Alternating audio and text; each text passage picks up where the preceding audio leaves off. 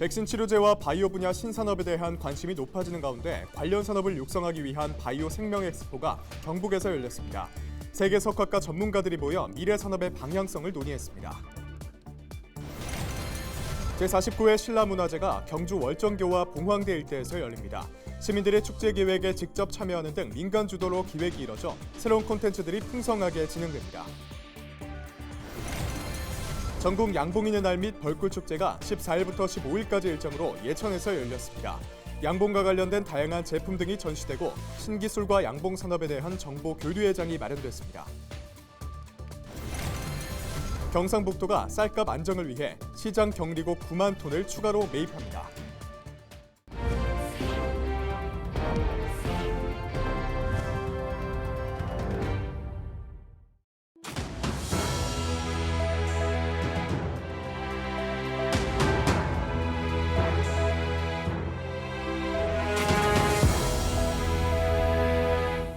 여러분 안녕하십니까? 헬로티비 대구 경북 뉴스입니다.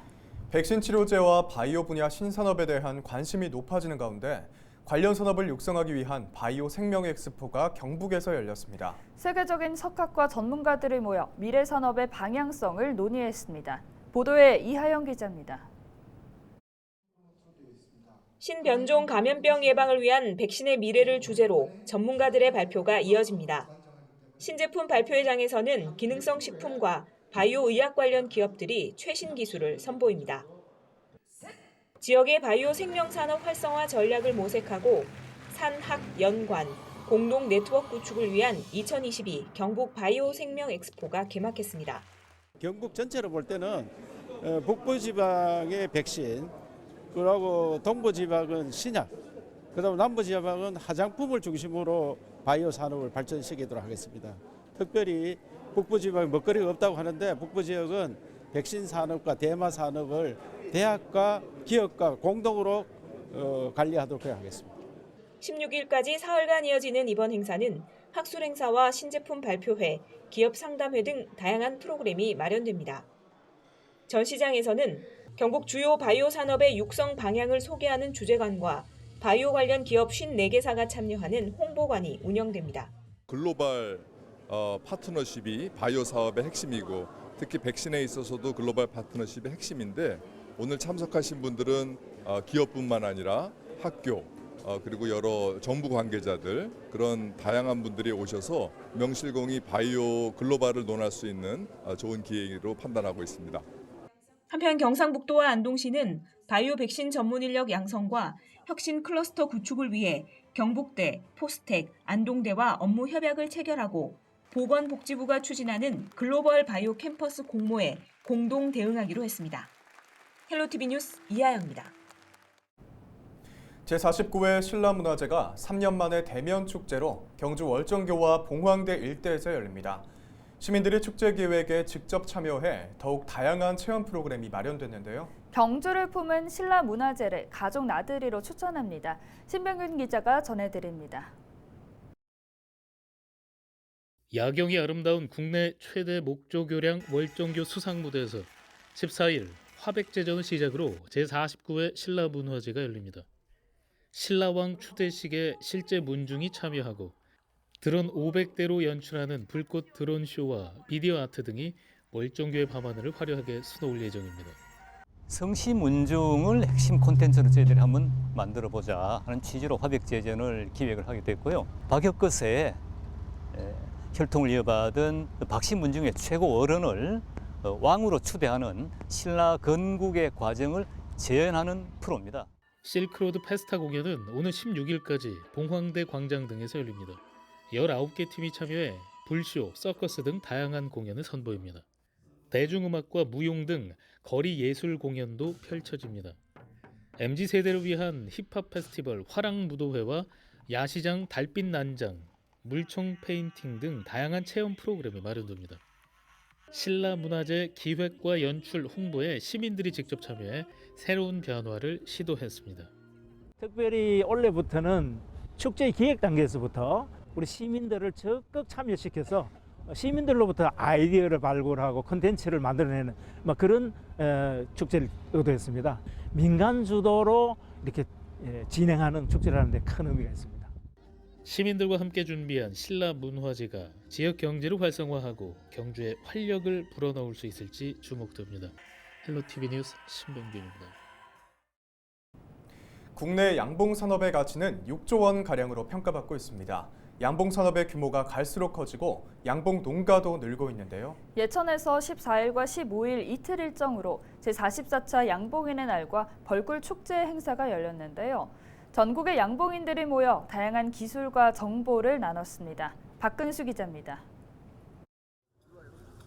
14일 예천의 한천체육공원입니다. 이른 아침부터 부스가 차려져 다양한 기자재가 전시됐습니다. 나무 대신 가벼운 소재로 만든 벌통에 꿀벌판을 털어내는 기계와 각종 도구 등 양봉과 관련된 모든 것들을 한자리에서 볼 수 있습니다. 기존의 방식을 개선한 다양한 제품들도 선을 보이면서 단순히 양봉 관련 제품 전시가 아닌 새로운 기술과 정보를 교류하는 장이 되고 있습니다. 기술을 읊는 거로 서로 대화를 나눠서 서로 그 습득을 하죠. 이런 데 와서 물건 눈으로 직접 보고 해야 되는데 그렇지 않으면 업체 전화해 가서 전화로는 힘들어요. 이런 양봉대회가 계속 쭉 했으면은 이게 진즉부터 보급이 여러 사람한테 알려졌을 텐데 우리가 한 3년 이상을 지금 못했잖아요. 지금. 제44회 양봉인의 날 및 벌꿀축제 참석 인원은 양봉 농가와 양봉 관계자를 포함해 만여 명. 가축 전염병과 코로나로 인해 한동안 열리지 못했던 행사였던 만큼 관심도 뜨거웠습니다. 꿀벌을 사육하는 양봉 농가는 2020년 말 기준 전국적으로 2만 7천여 가구, 그만큼 양봉 관련 산업도 해마다 성장하고 있습니다. 공익적인 가치가 엄청나죠. 공익적인 가치는 6조 원이라고 지금 진흥청에서 발표했고, 근데 이런 것들이 널리 홍보가 된다 그러면 정말로 큰 산업의 가치가 있다고 생각하죠. 또 행사 기간 양봉 농가 교육을 비롯한 심포지엄이 열리는 등 양봉 산업 발전을 함께 고민하는 장이 마련됐습니다. 헬로티비 뉴스 박근수입니다.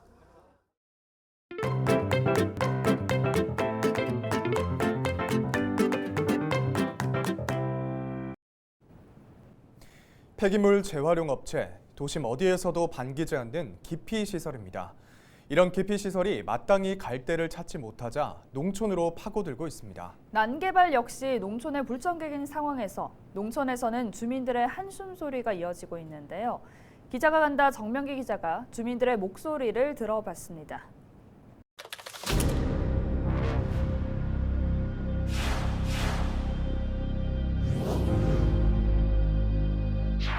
지역 환경을 지키고자 하는 주민들이 속속 모이고 있는데요. 젊은 주민부터 80에 가까운 어르신까지 일손을 놓고 거리로 나서는 모습입니다. 수개월째 시위를 이어가고 있는 농촌 주민들. 할아버지 오고 할머니 오고 3대가 지금 멀어지고 있습니다. 왜? 때문에 냄새 때문에 이렇게 멀어지고 있어요. 이 폐기물 재활용 업체는 가축 분뇨를 처리하는 곳입니다. 악취 모니터링 장치는 배출 허용 기준치를 훌쩍 웃돌고 있었습니다.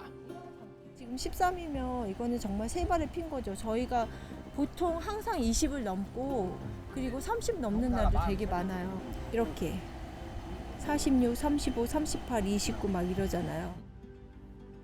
그동안 이 업체는 악취와 침출수 유출 등으로 과태료를 물었고 영업정지 처분을 당한 것도 여러 차례입니다. 재작년에 이 업체를 인수한 새 주인은 시설 현대화를 통해 악취를 막겠다며 지자체에 허가를 구하고 있습니다. 악취에서 가장 중요한 것은 노후된 건물이에요. 중축도 아니고 그냥 개축이라고 봐야지, 개축. 보수공사를 좀 했으면 좋겠어요. 농촌 주민을 숨막히게 하는 또 다른 문제는 석산 개발입니다. 비산먼지의 발파, 진동, 소음, 교통사고 위험까지 주민 불만이 이만저만이 아닙니다. 이곳에도 한 석산 개발 업체가 새로 채석장 사업 허가를 준비 중입니다. 석산 신규 개발이나 허가 연장 소식을 들을 때면 이제 그만 농촌을 등지고 싶다는 주민들. 빨리도 이제 밖에다 못 놀고 저것도 지은 게 그런 걸 이유 때문에 딱 들어와 버리면은 사람들이 누가 들어오겠어요. 시끄럽지, 먼지 날리지. 환경영향평가 승인은 환경청이, 사후관리 감독은 자치단체가 맡고 있지만 미지근한 행정처리에 민원이 끊이지 않고 있습니다. 사업시가 퇴소를 했어요. 거기에 대해서 지금 항소 소송도 진행 중입니다. 농촌을 파고드는 산업단지도 우후죽순 늘어나고 있습니다. 실제 전국에 지정된 산업단지는 1,260여 곳으로 이 가운데 주로 농촌 지역에 추진하는 일반 산업단지는 약 55%가 넘습니다. 산업단지 조성으로 함께 생기는 대규모 폐기물 매립장 건설은 더 큰 갈등을 양산하는 상황. 공적으로 관리할 수 있는 방안에 대해서 다양한 대안들이 공론화를 통해서 검토가 돼야 됩니다. 미흡한 법적, 제도적 장치와 행정기관의 느슨한 관리 감독이 뒤섞여 아름다워야 할 농촌이 멍들어가고 있다는 지적이 나옵니다. 다 떠나가는 농촌을 지키고 계신 분들이 바로 여러분입니다. 그래서 누구보다도 즐겁고 행복하게 살아야 된다고 생각을 하는데 기자가 간다, 정명규입니다.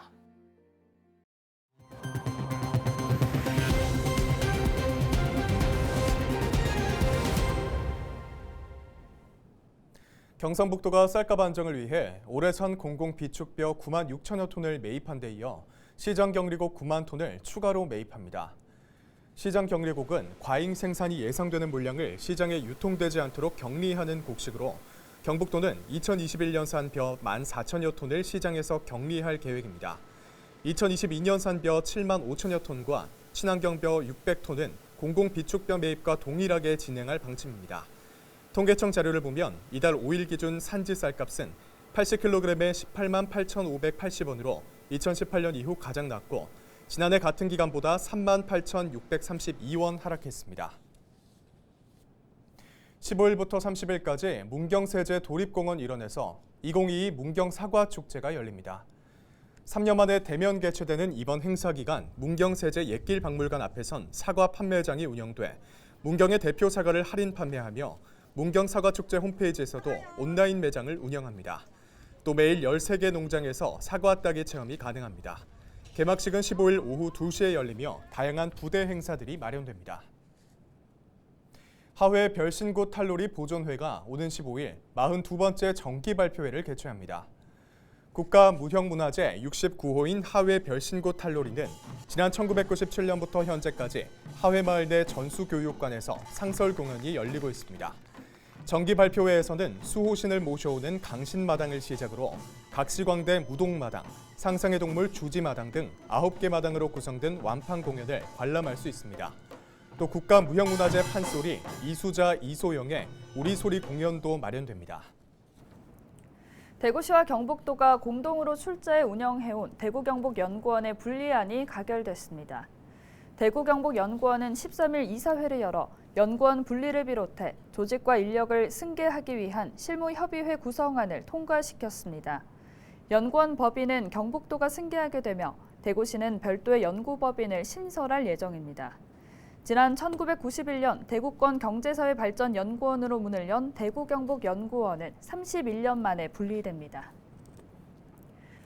경북도 소방본부가 지역 전통시장 5곳에 대해 광역소방특별조사를 벌인 결과 화재 예방 불량 193건을 확인했다고 밝혔습니다. 주요 불량 사례로는 소화기 사용 연수가 정해진 기한을 넘기거나 소화 설비 앞 물건 가림, 문어 발시 콘센트 등이 지적됐습니다. 소방본부는 현장 시정과 함께 행정명령과 개선 권고 조치를 하고 이후 도내 197개 전통시장을 대상으로 안전점검의 날을 운영하는 등 화재 예방을 위한 안전관리에 나설 계획입니다.